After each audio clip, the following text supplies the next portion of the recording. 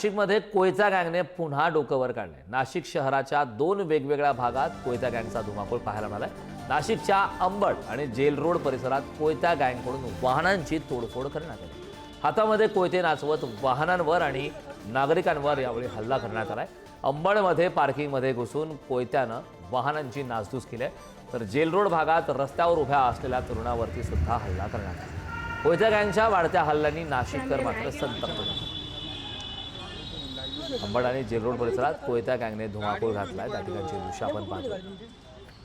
अंबड आणि gel road परिसरात कोयता गँगने पुन्हा डोकं वर काढलंय। नाशिकमधली दृश्य तिकडे गेले तर एका माणसाला मारलाय, तिथे चाकू लागलाय त्याला। तो माणूस तो बिचारा गरीब होता, तो निघून गेला।